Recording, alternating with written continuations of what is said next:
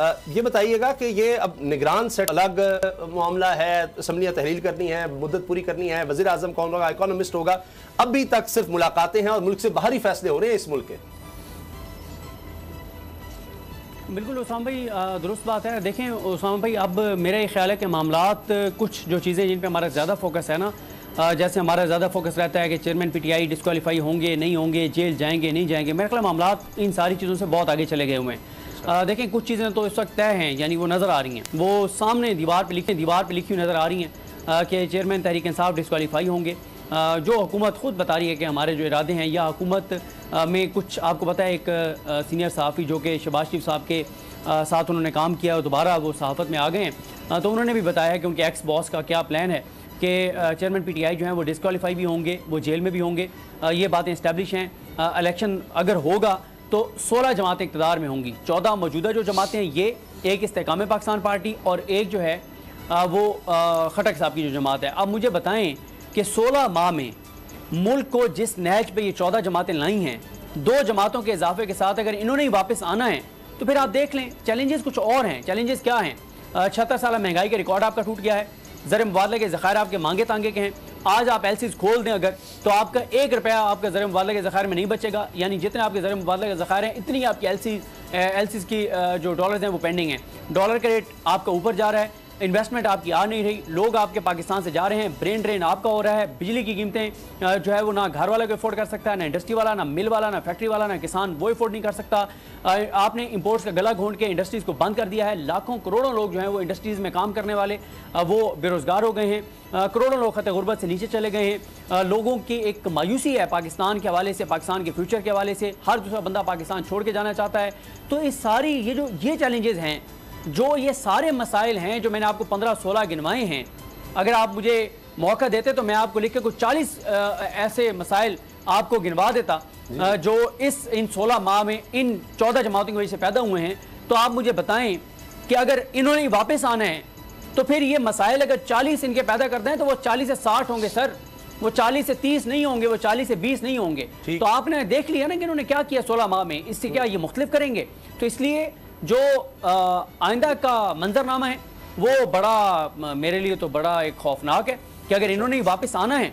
और शहबाज शरीफ साहब देखें, वो तो अभी एज ए शहबाज शरीफ साहब की आप पिछले 1 हफ्ते की बॉडी लैंग्वेज देखें, वो एज ए प्राइम मिनिस्टर, यानी इस टेन्योर के प्राइम मिनिस्टर नहीं, वो अगले टेन्योर के प्राइम मिनिस्टर के तौर पे स्पीचेस कर रहे हैं, इस कॉन्फिडेंस के साथ, इस एतमाद के साथ। तो अगर ये सूरत हाल है सर कि ये 14 ये और 2 नई जमातें, 16 जमातों ने आना है, तो फिर आप देख लें क्या इनके आने से इस्तेकाम आ जाएगा, नहीं आएगा। अब प्लान क्या है किसके पास, कोई पता नहीं है कि प्लान क्या है। तो मुझे तो आने वाला जो मंजरनामा है वो कोई ठीक पाकिस्तान के लिए नहीं लग रहा। यही बात हम कर रहे थे सदीक, लेकिन ये जो 1 घंटे में 29 बिल पास हो रहे हैं और शहबाज शरीफ साहब अपनी तकरीरों में भी इशारे दे रहे हैं, जो आपने बात की कि अगली बारी फिर उनको दी जा रही है और उसी के लिए शायद ये कानून साजी वो इस तरह की कर रहे हैं कि जो जिसका इम्पैक्ट यानी वरना नहीं करता कोई, वो सोचता है समझता है कि अच्छा देखना चाहिए इसके रिप्रिकॉशंस क्या होंगे, कि इस पर कोई डिलिब्रेशंस होनी चाहिए, लेकिन 1 घंटे में 29 बिल वही पास करता है जिसको गारंटी हो जाए कि आगे भी हम ही आ रहे हैं तो कोई मसला नहीं है, कर दो।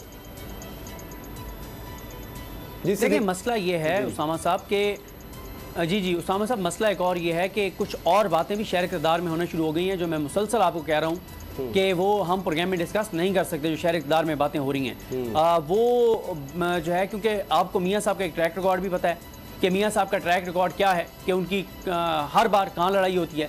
फिर देखें, इस वक्त लड़ाई कोई सिविल सुप्रीमेसी के ऊपर नहीं हो रही, कोई वोट को इज्जत दो के ऊपर लड़ाई नहीं हो रही भाई, अगले इक़्तिदार में हिस्से के ऊपर लड़ाई हो रही है। निगरान वज़ीर आज़म और निगरान काबीना में हिस्से के ऊपर लड़ाई हो रही है। अगले इक़्तिदार में अच्छा जी वो फजल रहमान साहब कहते हैं कि जब कायद तो मैं हूँ भाई, PDM का कप्तान तो मैं हूँ, सिपा सलार तो मैं हूँ, ये जो मियाँ साहब बाहर गए हैं वो मेरी वजह से गए हैं, बाहर गए हैं तो फिर वहाँ से उनकी बातचीत हुई है, वीडियो कॉल्स हुई हैं, स्काइप पे कुछ मीटिंग्स हुई हैं, फिर कुछ और लंदन में खुफिया मकामात पे मीटिंग्स हुई हैं। वो सारी तो ना मियाँ, अगर ना मैं धरना देता, ना मियाँ साहब बाहर जाते तो इक़्तिदार आप लोगों को कहाँ से मिलना था। तो वो कहते हैं जनाब मेरा फिर 2 सूबों पे हक है, बलोचिस्तान पे भी मेरा हक है और KPK पे भी मेरा हक है। फिर हामिद मीर साहब, उनको आपने कल परसों सुना होगा, वो कहते हैं कि जरदारी साहब जो हैं वो अलग नाराज हुए बैठे हैं। वो कहते हैं जनाब बाप पार्टी ने पीपल्स पार्टी में जाम होना था, वो नहीं करवा रहे आप। ये इस्तेकाम पाकिस्तान में पार्टी में जो लोग गए हैं, ये तो मेरे साथ वादा था कि मेरे पास आने, ये जो खटक के पास बंदे भेजे जा रहे हैं वो तो पीपल्स पार्टी में आने थे। तो अब जो लड़ाई इस वक्त हो रही है ना उसामा गाजी साहब, वो हो रही है अगले इक्तदार में हिस्से के ऊपर, और यहाँ तक कि वजारतें भी अभी से डिस्कस हो रही हैं कि आपके पास इतनी वजारतें होंगी, हमारे पास इतनी होंगी, और कौन कौन सी वजारत किसके पास होगी, इस पर भी डिस्कशन हो रही है। फिर आप खुद अंदाज़ा लगा लें सर जी कि क्या हालात और वाक़यात होंगे। अच्छा, अब ये जो बातें सिद्दीक ने की हैं, इसमें मैं देख रहा हूँ कि अब ये भी सोचा जा रहा है कि शायद जो आगे करना है उसके लिए कि कोई बोल ना सके।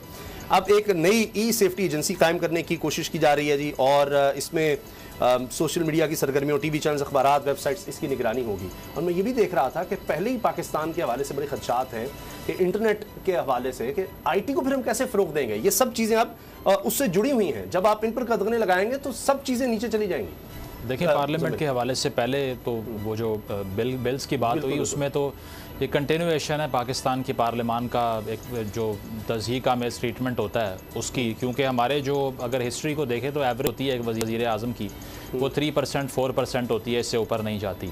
अगर हम पिछले दौर की बात करें तो पीटीआई ने जो है वो रिकॉर्ड कायम किया था ऑर्डिनेंस पास करने का, 77 ऑर्डिनेंस पास किए तहरीक इंसाफ ने, जो कि एक रिकॉर्ड है, इससे पहले कभी नहीं हुए। इसके अलावा आज PMLN ने और PDM ने ये रिकॉर्ड बना दिया कि 29 बिल गालिबन पास किए, बेशक इसमें से 15 अरकान ने 1 घंटे में, और उसकी वो 15 अरकान ने क्यों किया, क्योंकि कोरम की निशानदेही की नहीं किसी ने।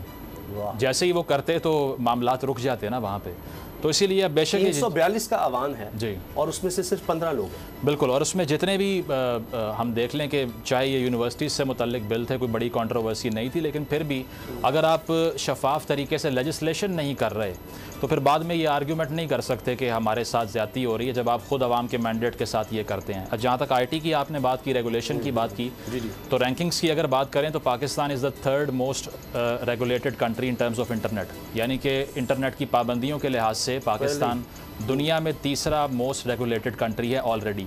अब मुझे नहीं पता कि इसके अलावा कितनी रेगुलेशन चाहिए आपको, इसके अलावा क्या करना है। या तो आप यही कर दें जो कम्युनिस्ट कंट्रीज़ में होता है, रशिया में, चाइना में होता है कि वहाँ पे ना व्हाट्सएप है ना सोशल मीडिया है, तो वो कर दें, फिर इसके बाद तो यही बचता है, क्योंकि इससे ज़्यादा रेगुलेशन तो रिक्वायर्ड नहीं है।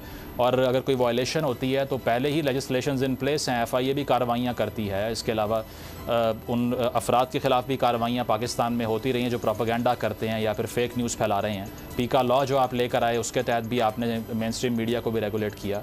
तो मेरा ख्याल है ये हाइपर रेगुलेशन है, क्योंकि पहले ही हम इंटरनेशनल रैंकिंग्स में सिर्फ बॉटम पे हम लाए करते हैं, तो इससे ज़्यादा नीचे कहाँ जाना है, नंबर 1 पे आना तो ठीक है, कर लें इसको। पहले ही कहा जाता है हमारे यहाँ इतने कवानीन हैं लेकिन उन पर अमल दरामद नहीं होता, उसमें नई मसला एग्जीक्यूशन का है। हाँ जी। अब ये जो बात मुजम्मिल लिखी गई, पाकिस्तान 3रे नंबर पे है, पहले ही इतनी कदगने हैं सदीक जान, और कितना चाहिए, कितना घोंटना है गला हमने मीडिया का, लोगों का। देखें, अभी तो और बहुत से रिकॉर्ड आपके नाम होंगे जब भी यहाँ पे कोई इस तरह की रिसर्च या इस तरह की रिपोर्ट्स चाहे होंगी कि 15 माह में कितने किसी भी मुल्क की काबीना के कितने लोगों के करप्शन केसेस जो है वो इतने कम वक्त में ख़त्म हुए, उसमें भी पाकिस्तान रिकॉर्ड होगा। एक मुल्क की काबीना में कितने इश्तिहारी थे, मफरूर थे, अदालतों को मतलूब थे, कितने अरबों रुपए के उनके ऊपर स्कैंडल थे, वो भी हमारा रिकॉर्ड होगा। लेकिन एक कुछ चीज़ें अच्छी भी हुई हैं इन 15-16 माह में। देखें, अल्लाह ताला ने करम किया कि हमारे जो प्राइम मिनिस्टर हैं शहबाज शरीफ साहब 16 माह में मुसलसल उन्होंने मुल्क के लिए जो मेहनत किया, एक दिन भी उनकी कमर में दर्द नहीं हुआ, वो बीमार नहीं हुए। जब वो पोजीशन में थे और उनके केसेस चल रहे थे तो वो मुसलसल, उनकी तबीयत भी नासाज रहती थी और उनकी कमर में भी तकलीफ़ रहती थी, वो अदालतों में पेश नहीं होते थे और हमेशा वो अदालतों से फ़रार इख्तियार करते थे, अदालतों में से एडजमेंट्स लेते थे, इल्तवा लेते थे। लेकिन अल्हम्दुलिल्लाह ये है कि अल्लाह ताला ने करम किया है कि अल्लाह ताला ने उन्हें सेहत दी है, शिफा दी है और 16 माह में मुसलसल उन्होंने दिन रात इस मुल्क के लिए एक किया है। और पता नहीं मुल्क किसको कहते हैं उनकी डिक्शनरी में,